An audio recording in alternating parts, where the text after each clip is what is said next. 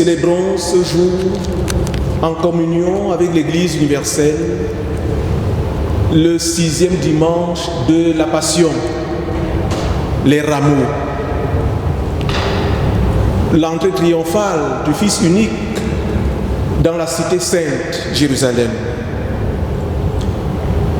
Cette célébration est couplée à l'installation du conseil presbytéral régulièrement constitué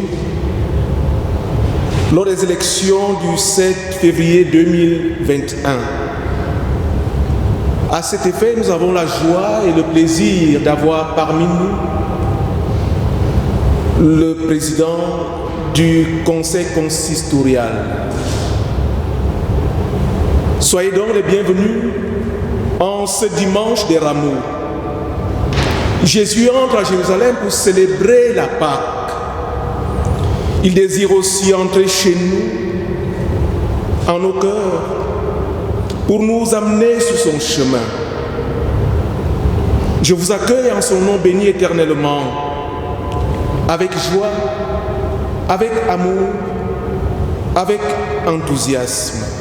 Et que la grâce, la miséricorde, la paix vous soit donnée de la part de Dieu le Père, de Jésus-Christ le Fils du Père, et l'Esprit Saint, notre consolateur, dans la vérité et dans l'amour. Amen. Élevons nos cœurs vers le trône de la grâce et de la gloire pour adorer le Seigneur. Tressaille de joie et d'allégresse, fille de Sion. Pousse tes cris de joie, fille de Jérusalem. Voici ton roi vient vers toi.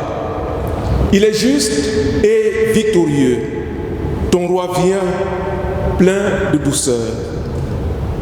Portes, élevez donc vos linteaux. Élevez-vous, portes éternelles. Que le roi de gloire fasse son entrée. Qui est ce roi de gloire? Le Seigneur fort et puissant. Le Seigneur puissant dans les combats. Portes, élevez vos linteaux. Élevez-vous, portes éternelles. Que le roi de gloire fasse son entrée. Qui donc est ce roi de gloire? Le Seigneur des armées. Voilà le roi de gloire.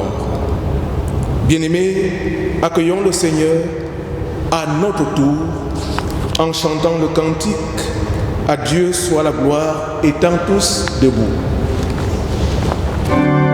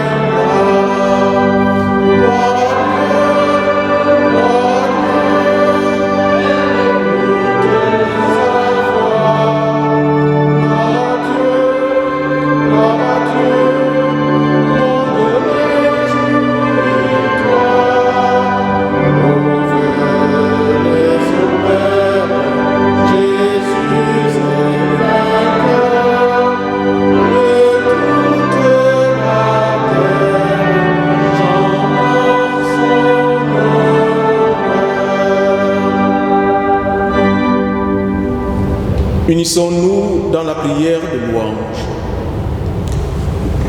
Seigneur notre Dieu, reçois nos actions de grâce et l'hommage de notre adoration. En un jour semblable, la foule des disciples, le peuple de Jérusalem, les petits-enfants, transportés de joie, ont loué ton nom et acclamé ton divin Fils. Nous aussi, ici et maintenant, ton Église qui est dans la paroisse réformée de Thionville, nous sommes dans l'allégresse et nous joignons nos louanges à celle de la multitude des croyants. Hosanna, béni soit le roi qui vient au nom du Seigneur. Dieu d'amour, nous nous souvenons que ton Fils, après le triomphe du jour des rameaux, a été accablé par la méchanceté des hommes. Ils l'ont fait souffrir et l'ont mis à mort comme un malfaiteur. Mais toi, tu lui as donné la victoire. Tu l'as souverainement élevé à ta droite, où il règne désormais pour toujours. Que tout genou fléchisse donc dans les cieux, sur la terre et sous la terre, et que toute langue proclame que Jésus-Christ est Seigneur, à la gloire de Dieu le Père. Seigneur, notre Dieu, nous acclamons ton Fils, notre Roi. Hosanna, béni soit le Roi qui vient au nom du Seigneur. Amen. Je vous prie de reprendre place. Bien-aimés, en ce jour où nous entrons dans la semaine sainte, écoutons de quelle manière le Seigneur veut être servi. Au point où vous êtes parvenus, marchez d'un même pas. Dit le Seigneur. En méditant cette sainte volonté, nous nous sentons coupables. Je nous invite en conséquence à nous humilier devant la présence de Dieu afin d'implorer son pardon. Prions le Seigneur. Dieu Tout-Puissant et Éternel, en ce temps où nous nous préparons à contempler les souffrances et la mort de ton divin Fils, nous nous humilions d'avoir si souvent répondu par l'ingratitude à son sacrifice qui nous sauve. Nous sommes un peuple rebelle, puisque nous sommes trop souvent restés indifférents devant la passion de Jésus-Christ, incapables par nous-mêmes de marcher d'un même pas. Seigneur, aie pitié de nous.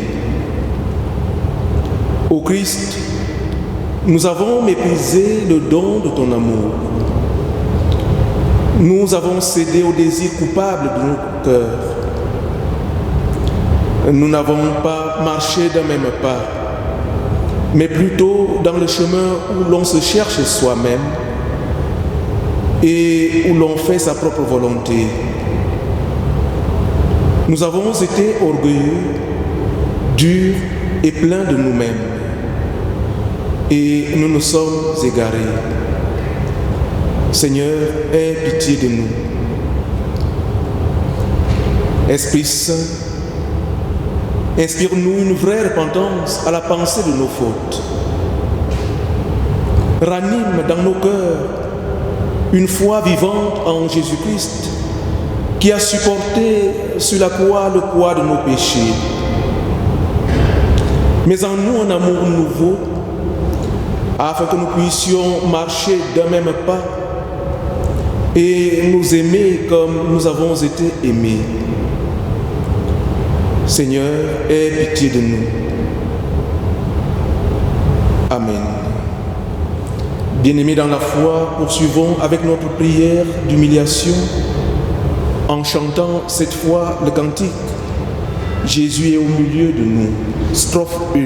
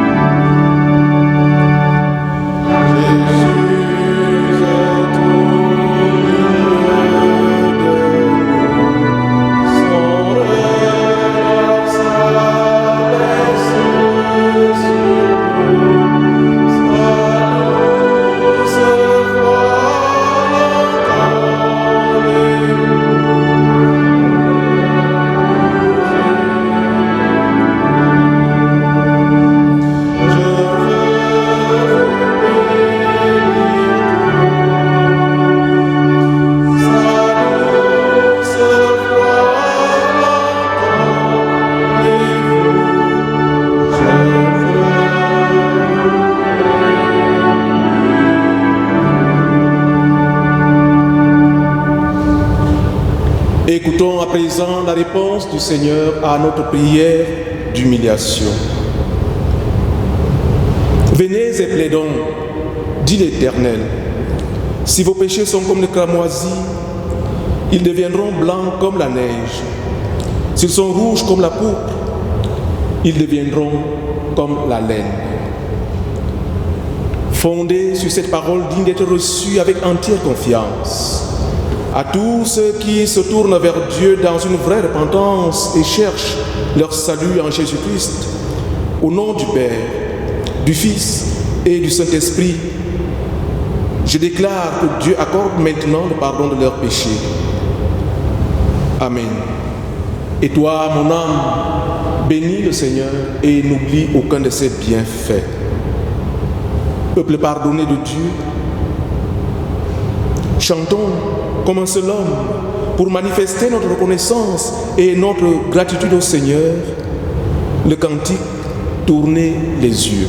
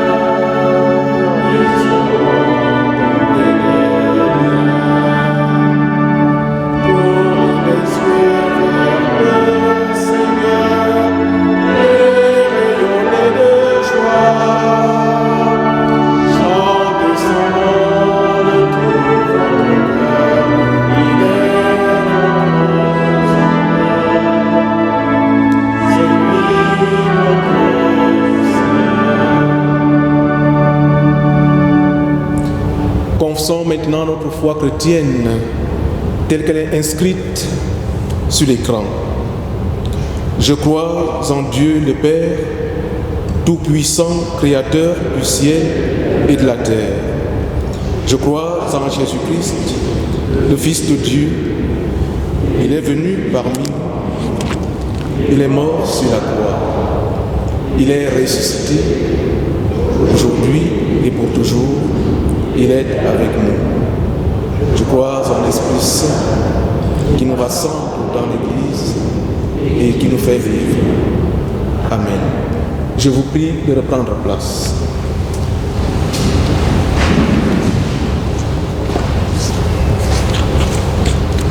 Nous invitons la prière. Seigneur Jésus, nous voulons être. Nous voulons être des hommes et des femmes qui veillent et qui prient avec toi, afin de ne pas tomber en tentation. Nous voulons être des hommes et des femmes qui attendent ta venue dans la gloire. Nous voulons être des hommes et des femmes en qui l'espérance de ton royaume est à l'œuvre et qui te confessent en parole et en acte. Seigneur Jésus, nous voulons être. Réveille-nous donc, Seigneur, nous qui sommes tes bien-aimés. Ne nous laisse pas dormir. Toujours à nouveau, à travers les âges, tu fais entendre ta parole puissante. Donne-nous des oreilles pour entendre. Donne-nous des cœurs pour méditer. Ouvre nos esprits pour comprendre. Seigneur Jésus, nous voulons être. Amen.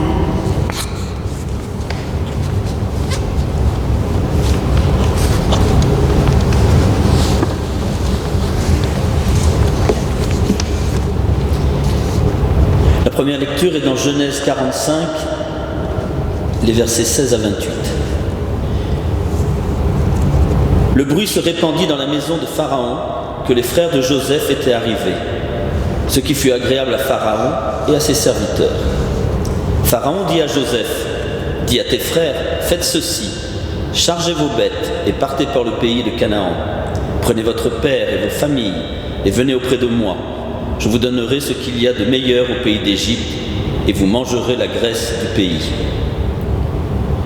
Tu as ordre de leur dire, faites ceci, prenez dans le pays d'Égypte des chars pour vos enfants et pour vos femmes. Amenez votre père et venez. Ne regrettez point ce que vous laisserez, car ce qu'il y a de meilleur dans tout le pays d'Égypte sera pour vous. » Les fils d'Israël firent ainsi. Joseph leur donna des chars selon l'ordre de Pharaon. Il leur donna aussi des provisions pour la route.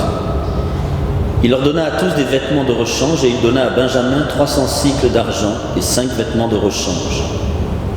Il envoya à son père 10 ânes chargés de ce qu'il y avait de meilleur en Égypte et 10 ânes chargés de blé, de pain et de vivres pour son père pendant le voyage. Puis il congédia ses frères qui partirent et il leur dit, « Ne vous querellez pas en chemin. » Ils remontèrent de l'Égypte et ils arrivèrent dans le pays de Canaan auprès de Jacob leur père.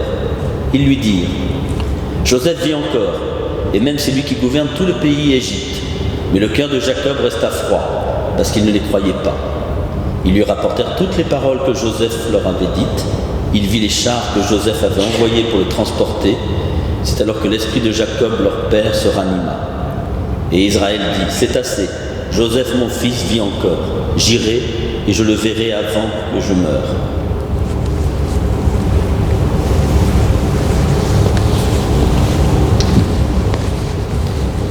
Nous lirons dans l'évangile de Jean, chapitre 12, versets 12 à 19.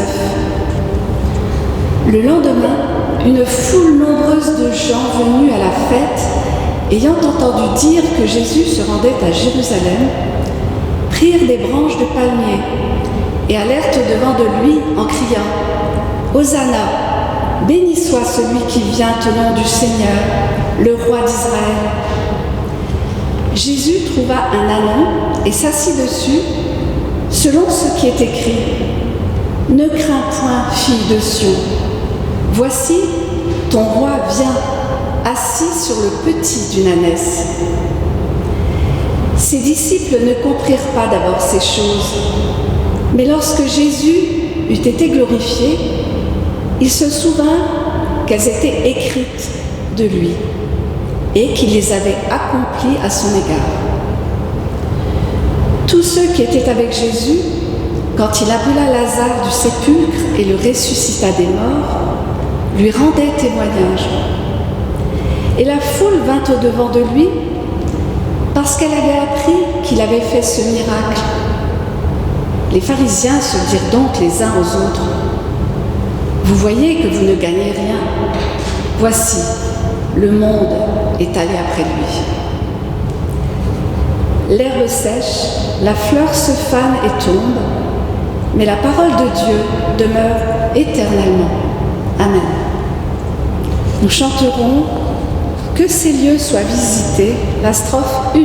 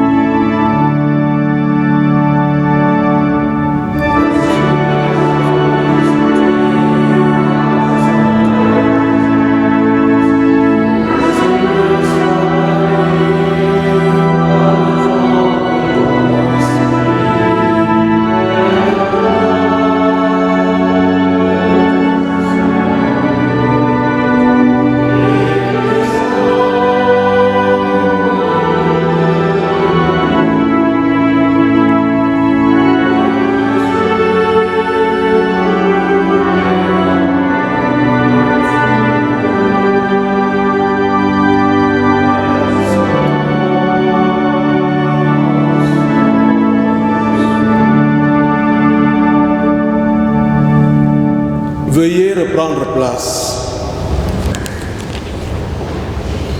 Puis il congédia ses frères qui partirent et il leur dit: ne vous querellez pas en chemin. Verset 24 du texte de la Genèse qui va sous-tendre notre méditation en ce jour. Bien-aimés dans la foi, recevez mon salut fraternel dans le nom du Seigneur. Mon cœur a balancé, comme dit le musicien, entre l'entrée triomphale du Fils unique dans la cité sainte et l'envoi des disciples d'aujourd'hui en mission. Je veux dire l'installation officielle du conseil presbytéral. J'ai préféré me conformer à l'actualité de notre paroisse, car elle est également importante. Permettez-moi, bien-aimés, de restituer rapidement et sommairement le décor. Joseph a rendu jaloux ses frères. Ces derniers ont d'abord projeté de porter atteinte à sa vie, puis, après le conseil de l'un d'eux, Ruben, qui les en dissuade, ils vont violemment le battre, le jeter dans une citerne et à la fin, le vendre insensiblement à des marchands d'esclaves. Or, parce que Joseph est habité par la grâce et la miséricorde, il a reçu de Dieu un don, celui d'interpréter les rêves qui lui sera bien utile. Il devient le premier ministre ou le bras droit de Pharaon. À ce titre, il conduit la politique économique du royaume d'Égypte, la superpuissance de la région à l'époque. À présent, lui, Joseph, la victime d'hier, est en position de force lorsque ses frères viennent à lui pour des raisons économiques sans le reconnaître. Dès lors, plusieurs possibilités s'offrent à lui. Il peut renvoyer ses frères au pays de Canaan, mais il ne le fait pas. Il peut les emprisonner, mais il ne le fait pas. Il peut même les faire condamner à mort, mais il ne le fait pas non plus. Pendant ce temps, les frères attendent anxieusement le verdict de Joseph qui affectera le cours de leur vie. Sans savoir qui est Joseph et ce qu'il allait faire, les frères observent le potentat renvoyer tout le monde de la salle. Ils ont peut-être vu les larmes couler sur ses joues et sa poitrine se soulever avec émotion après la relation de leur triste histoire. Contre toute attente, Joseph se fait plutôt reconnaître par ses frères en leur langue. Je suis Joseph, votre frère, que vous avez vendu pour être mené en Égypte, dit-il. Bien-aimés, imaginons le désarroi des frères. Cette fois, c'en est trop. C'était certainement la fin. La peur et la culpabilité étaient inscrites sur leur visage livide. Plus rien à dire, plus d'appel, plus d'espoir pour la clémence. Celui qu'ils avaient vendu insensiblement comme esclave était maintenant leur juge. Ils ont dû se rabougrir d'horreur. Leur culpabilité était profonde. Mais Joseph leur demande de s'approcher de lui. Il n'a pas besoin de mettre de l'huile sur le feu. Leur but était de détruire, mais celui de Dieu était de le sauver. Et Dieu l'a sauvé. Et Dieu l'a élevé en dignité et en prééminence. C'est que, bien-aimés, les hommes peuvent faire ce qui est inacceptable à Dieu, pendant qu'au même moment, ils accomplissent ce que Dieu, lui, veut faire. La prérogative de Dieu, c'est d'amener le bien à travers le mal, et aucun mal ne peut être commis sans sa connaissance ou en opposition à ses conseils sacrés. Les pécheurs sont autant les ministres de sa providence que les saints, et il se glorifie lui-même autant par les faiblesses qu'il déteste et punit que par sa sainteté qu'il aime et récompense. En ce sens, Joseph a été élevé à une position d'autorité et de prééminence, le conseiller de Pharaon et dirigeant de toute l'Égypte. Regardez, bien-aimés, ce que le péché des frères a accompli dans la vie de Joseph. Il leur dit que son humiliation et ses souffrances ont été la cause de sa promotion et de son exaltation. Et lui, il veut partager généreusement cette gloire avec ses frères. Ses motifs sont alors comme ceux du Christ qui, dans sa prière sacerdotale, dit ceci, parlant de ses disciples. Père, je leur ai donné la gloire que tu m'as donnée, afin qu'ils soient un, comme toi et moi, nous sommes un. Jean, chapitre 17, verset 22. Joseph est donc la préfiguration du Christ. Il annonce à l'avance le Christ. Ce moment très émotionnel passé, Joseph prépare pour ses frères des provisions pour le voyage et le retour et de vivre à suffisance avec ce qu'il y a de meilleur en Égypte pour la famille restée en Canaan avec la bénédiction du Pharaon. En fait, Joseph veut sauver sa famille. Il ne cherche pas à se venger car il a pardonné dans l'absolu. C'est alors qu'il congédie ses frères qui partent et il leur fait cette recommandation porteuse de sens. Ne vous querellez pas en chemin. Verset 24. Bien-aimés, voilà le thème que je nous propose en ce jour d'installation du conseil presbytéral qui va prendre en charge et piloter les affaires de Dieu dans son Église. Ne vous querellez pas en chemin. C'est que Joseph connaît très bien ses frères. On peut penser que ce quereller était une partie du mauvais rapport qu'il avait donné à son père plusieurs années auparavant. Genèse, chapitre 37, verset 2. En effet, étant fils de 4 mères différentes, les rivalités ne manquaient pas entre eux, entre les frères. La seule chose sur laquelle ils furent probablement d'accord, fut de se débarrasser de Joseph. Comme beaucoup de groupes rivaux au temps de Jésus, les frères pouvaient s'unir et se liguer contre un ennemi commun qui les menaçait tous. Certes, Joseph les a pardonnés, mais il est probable qu'en chemin, ils essayent d'établir les responsabilités dans cette affaire, les rejeter l'un sur l'autre. Et une querelle chaude ne manquait pas d'exploser. Toute l'histoire allait être mise sur table.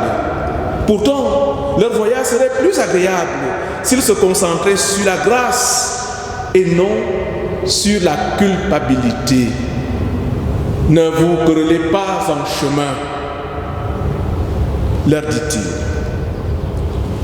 Bien-aimés, chers frères et sœurs en Christ, ce message nous interpelle tous dans nos rapports avec l'autre, le prochain. J'aurais pu commencer par inviter les couples, les époux à ne pas se quereller en chemin, les enfants aussi, les amis. Mais vu le temps qui nous est imparti, et puisque ce jour est spécial pour les conseillers qui vont recevoir l'onction en vue de leur mission, qu'il me soit permis de m'adresser à eux exclusivement en les mêmes termes que Joseph et de la part du Seigneur. Chers conseillers, ne vous querellez pas en chemin. Voyez-vous, votre mission est commune et donc collégiale. Quand on a une mission commune et collégiale, il est important de ne pas se quereller en chemin. Il est important de regarder dans la même direction, de se serrer les coudes et non de ramer à contre-courant. C'est contre-productif lorsqu'on rame à contre-courant et lorsqu'on devient une occasion de chute pour l'autre.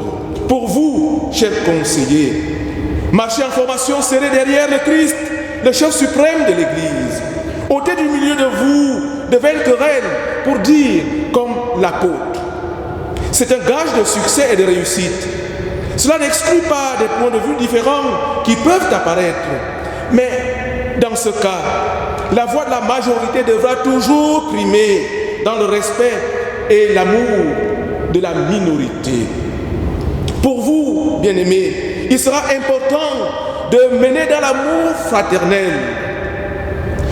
Il sera important de demeurer dans l'amour fraternel en vous attachant non à ceux qui divisent, mais à ceux qui unissent. Pour vous, il sera important de rechercher la paix et l'union avec tous au sein du conseil et en dehors, sans vous lasser jamais de professer la vérité dans la charité. Travaillez à faire régner l'amour fraternel et à maintenir l'unité de l'Église. L'unité de l'Église. Mettez au service du Seigneur et de son Église les dons et les talents que vous avez reçus de Dieu, en vous voyant tous à l'œuvre dans votre ministère, sans querelle. Les hommes et les femmes glorifieront Dieu dans l'obéissance avec laquelle vous confessez l'évangile du Christ, à qui appartiennent le règne, la puissance et la gloire au siècle des siècles. Et quant à vous, chers conseillers, ne vous querellez pas en chemin dans l'exercice de votre ministère. Puis il congédia ses frères qui partirent et il leur dit, ne vous querellez pas en chemin. Amen.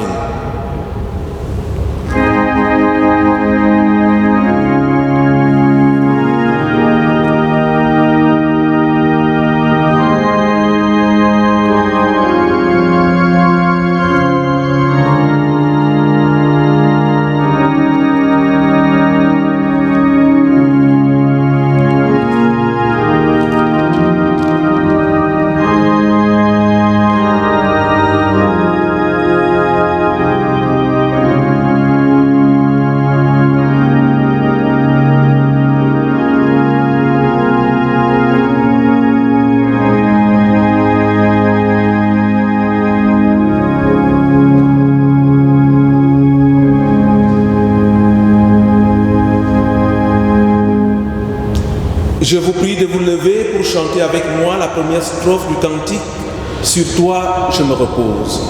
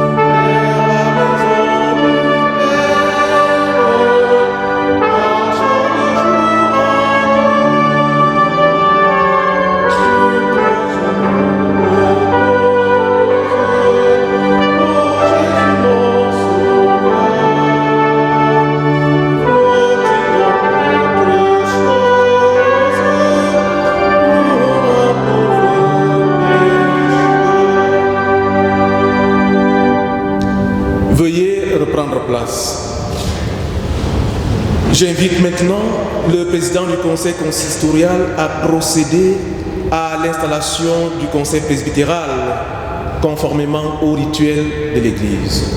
Monsieur le Président.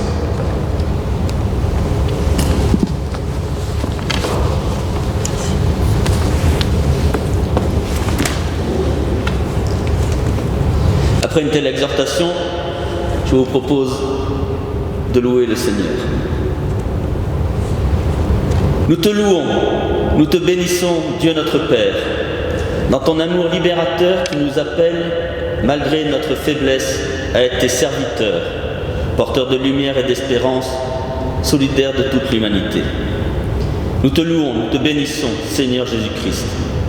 Tu es venu en serviteur, réconcilier tout homme avec ton Père. Tu as donné ta vie pour nous rendre notre humanité véritable et notre dignité d'enfant de Dieu. Nous te louons, nous te bénissons, Esprit Saint. Tu suscites l'Église. Tu la rassembles pour l'adoration, tu l'envoies dans le monde. Tu lui donnes la force de vivre sa foi et d'en témoigner. Nous te louons, nous te bénissons, Dieu trois fois saint, pour annoncer l'Évangile, pour servir les hommes. Tu fais de nous des ouvriers de ton royaume. Pour construire la communauté, pour aider chacun à prendre part à sa mission, tu donnes à ton Église les serviteurs dont elle a besoin. Je vous propose le chant 165.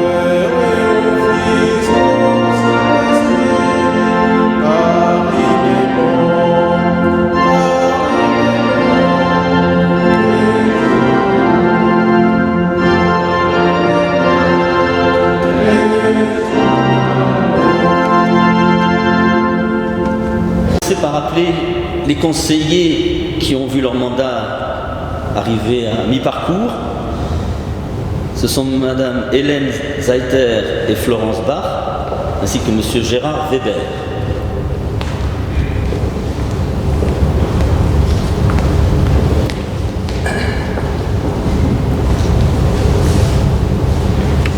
Ces trois-là vont à revenir, puisque réélues Madame Cathy Stark et Monique Leclerc, ainsi que les nouveaux élus et nouveaux conseillers Sébastien Balzer, Gérard Deléan, Michel Pagnel et Denis Schwitzer.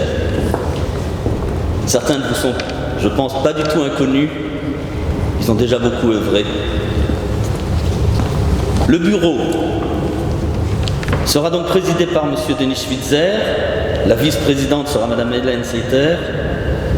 Le trésorier, M. Gérard Weber, qui sera aidé par M. Sébastien Balzer. Le secrétaire sera Michel Paniel, aidé de Mme Florence Bach.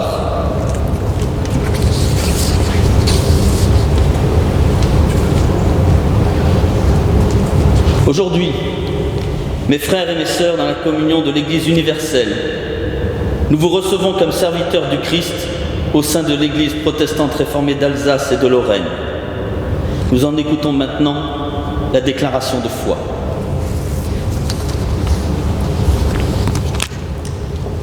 Au moment où elle confesse sa foi au Dieu souverain et au Christ sauveur, l'Église réformée d'Alsace et de Lorraine éprouve, avant toute chose, le besoin de faire monter vers le Père des miséricordes le cri de sa reconnaissance et de son adoration. Fidèle aux principes de foi et de liberté sur lesquels elle est fondée. Dans la communion de l'Église universelle, elle affirme la perpétuité de la foi chrétienne à travers ses expressions successives dans le symbole des apôtres, les symboles écuméniques et les confessions de foi de la Réforme, notamment la confession de La Rochelle. Elle en trouve la source dans la révélation centrale de l'Évangile. Car Dieu a tant aimé le monde qu'il a donné son Fils unique, afin que quiconque croit en lui ne périsse point, mais qu'il ait la vie éternelle. Avec ses pères et ses martyrs, avec toutes les églises issues de la Réforme, elle affirme l'autorité souveraine des Saintes Écritures telles que la fonde le témoignage intérieur du Saint-Esprit et reconnaît en elle la règle de la foi et de la vie. Elle proclame devant la déchéance de l'homme le salut par la grâce, par le moyen de la foi en Jésus-Christ, Fils unique de Dieu, qui a été livré pour nos offenses et qui est ressuscité pour notre justification. Elle met à la base de son enseignement et de son culte les grands faits chrétiens affirmés dans l'Évangile, représentés dans ses sacrements, célébrés dans ses solennités religieuses et exprimés dans sa liturgie.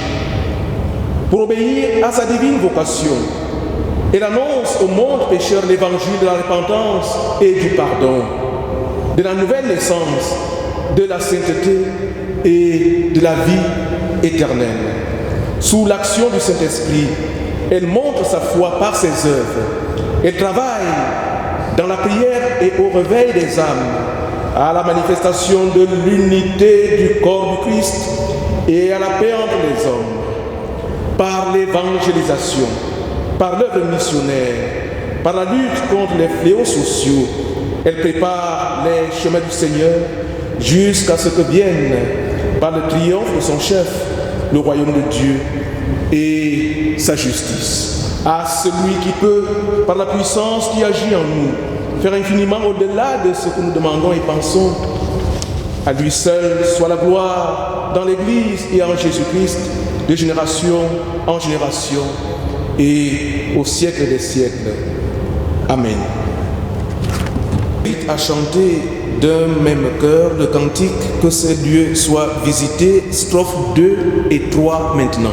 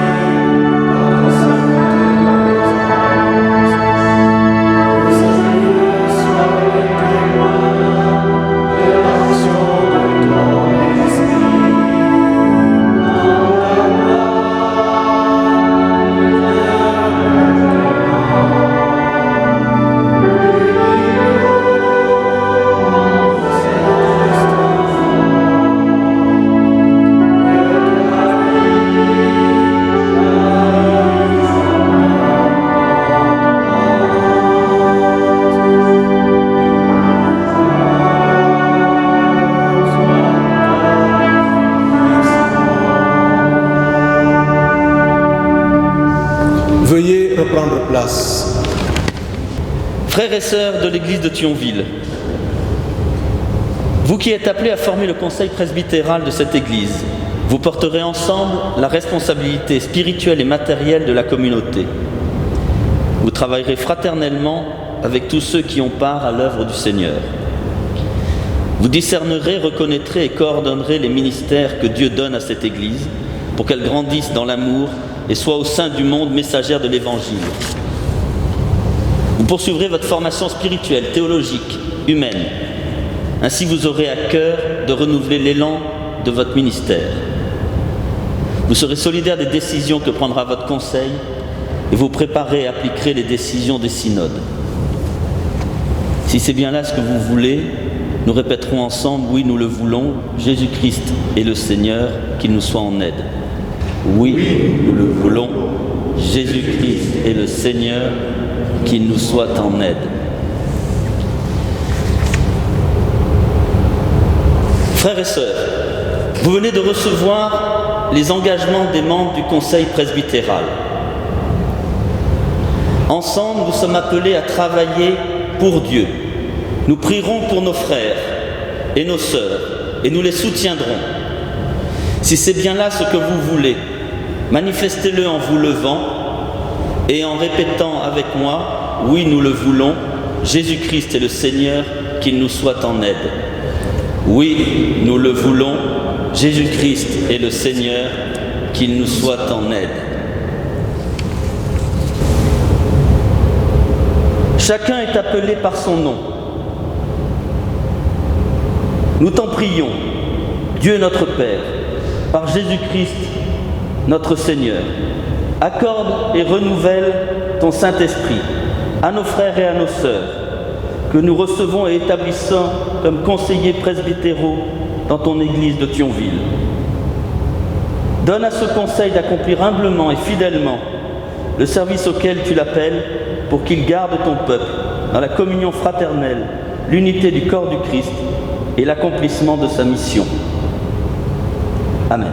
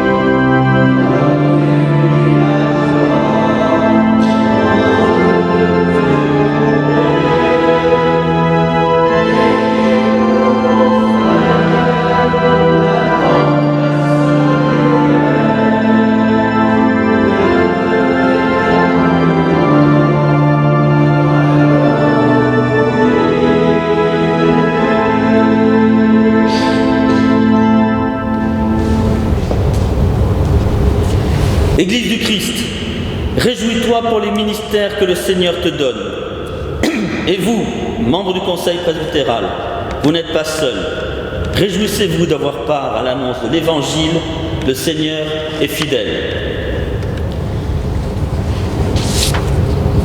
Habituellement, à ce moment-là, il y a un temps d'accolade, parfois avec les anciens conseillers qui n'ont pas pu être là, mais on dira un petit mot pour eux tout à l'heure. On va se donner un coup de coude, ou voilà, je ne sais pas. Ce temps de Covid est un peu particulier, il n'y a pas beaucoup de chaleur humaine, mais on peut essayer de la faire passer. Voilà. En tout cas, félicitations, bon courage.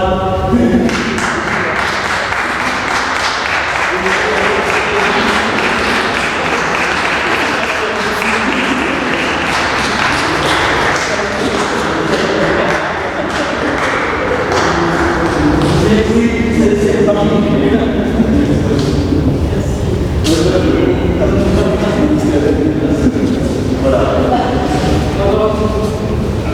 Merci bien. Oui, je vous invite à vous asseoir pour les annonces.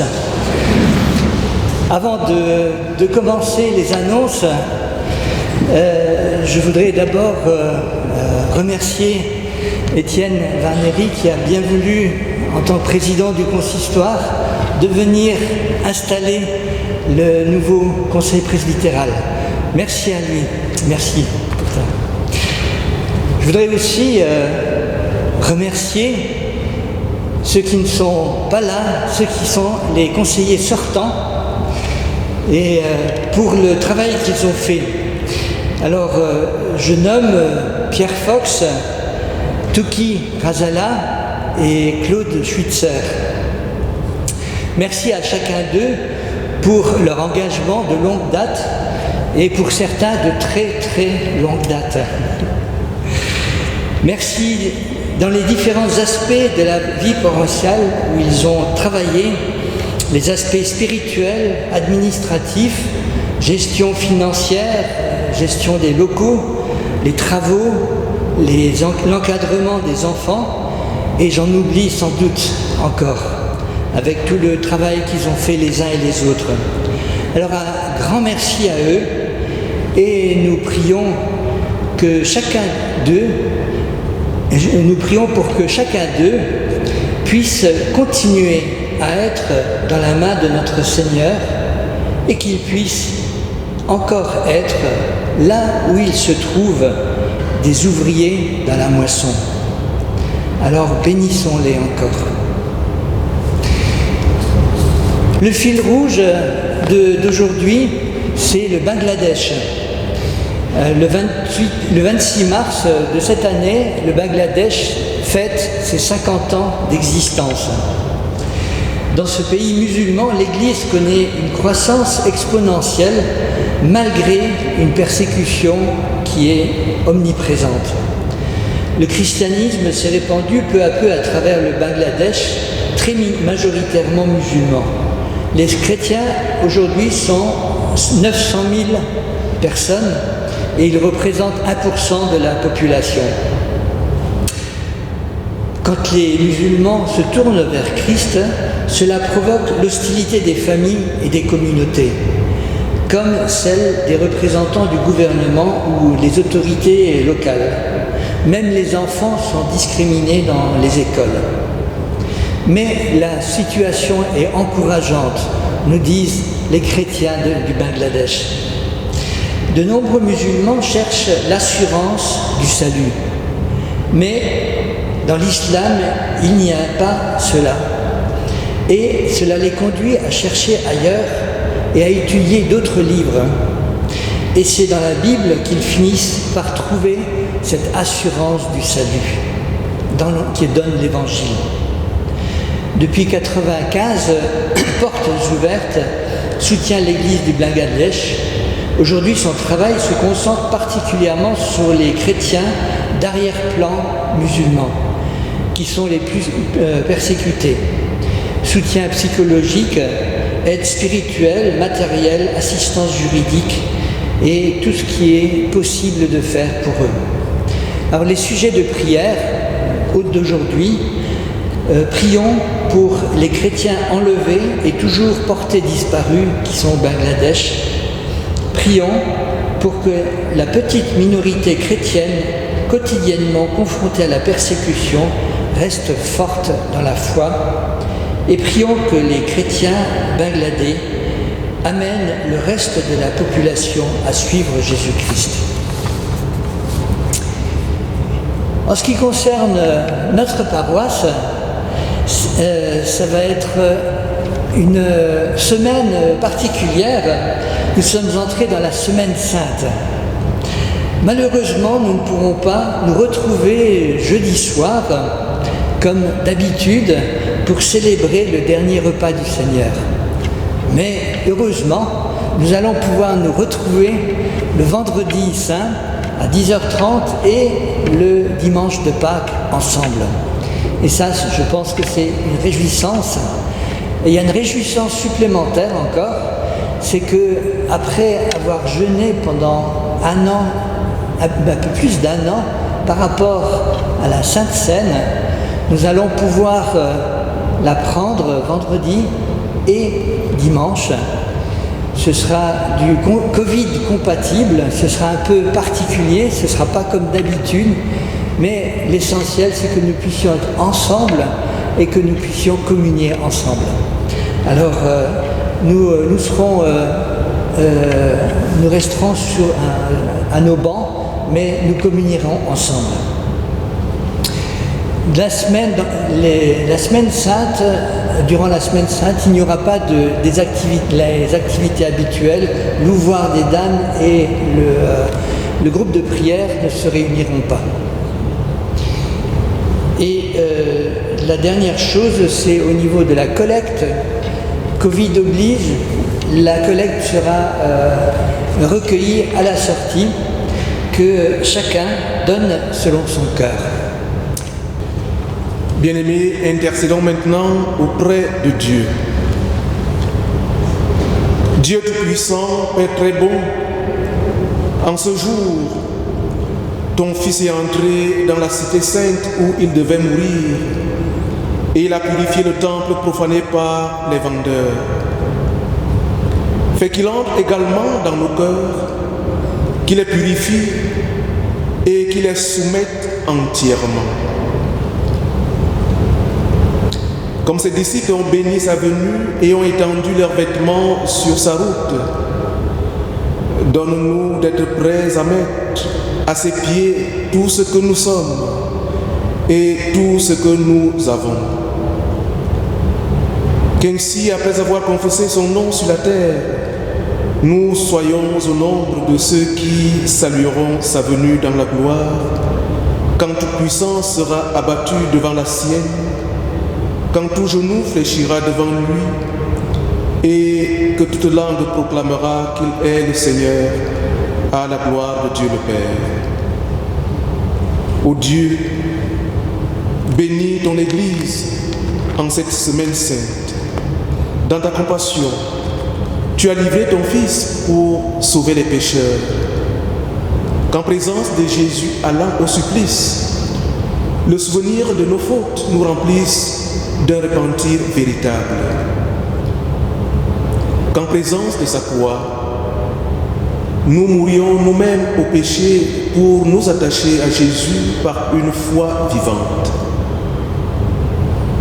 Que l'évangile du salut retentisse en tout lieu, afin que s'accomplisse la promesse de Jésus d'attirer tous les hommes à lui. Nous te rendons grâce et nous te bénissons pour les conseillers que tu attires à toi en ce jour et que tu donnes à notre Église. Nous les exposons à l'action de ton Esprit Saint afin qu'ils reçoivent de cet Esprit divin tous les dons, tous les talents et toutes les grâces dont ils ont besoin pour l'accomplissement de leur ministère. Accorde-leur la grâce de cheminer ensemble, de ne pas se quereller en chemin. Accorde-leur également la santé du corps, de l'âme et de l'esprit. Bénis leur maison, leur progéniture, leurs biens. Ô Dieu, puisque tu les as mis à part pour toi, bénis leur ministère pour qu'ils portent beaucoup de fruits pour honorer ton nom et pour l'édification de ton Église. Et lorsque le Christ reviendra, Donne-leur de contempler en communion avec l'Église universelle et les anges ta grandeur et ta miséricorde. Seigneur Dieu, accueille dans ta bonté notre prière. Au nom de celui qui est mort et ressuscité pour nous, Jésus-Christ, ton Fils, notre Sauveur, lui qui nous a appris à te dire, veuillez vous lever pour l'oraison dominicale. Notre Père qui es aux cieux, que ton nom soit sanctifié, que ton règne vienne, que ta volonté soit faite sur la terre comme au ciel. Donne-nous aujourd'hui notre pain de ce jour. Pardonne-nous nos offenses, comme nous pardonnons aussi à ceux qui nous ont offensés. Ne nous laisse pas entrer en tentation, mais délivre-nous du mal. Car c'est à toi qu'appartient le règne, la puissance, la gloire, pour le siècle des siècles. Amen. Bien-aimés dans la foi, écoutez maintenant cette exhortation et recevez la bénédiction de la part de notre Dieu. Exhortation. Vous avez entendu ce qui vous a été prêché et ce que le Seigneur attend de vous. C'est de ne pas vous corréler en chemin. Allez donc mettre en pratique ce que vous avez entendu et que le Seigneur soit votre aide. Recevez maintenant la bénédiction. À vous tous qui aimez le Seigneur d'un amour inaltérable, je vous recommande maintenant à l'Éternel et à sa grâce qu'il nous a promise. Que l'Éternel vous bénisse et qu'il vous garde. Que l'Éternel fasse luire sa face sur vous et qu'il vous accorde sa grâce. Que l'Éternel tourne sa face vers vous et qu'il vous accorde sa paix. L'Éternel bénit votre départ et votre arrivée. Partez maintenant. Vous êtes aimés de Dieu. Vous êtes bénis de Dieu. Amen. Et pour chanter, pour terminer, chantons le cantique Règne en moi.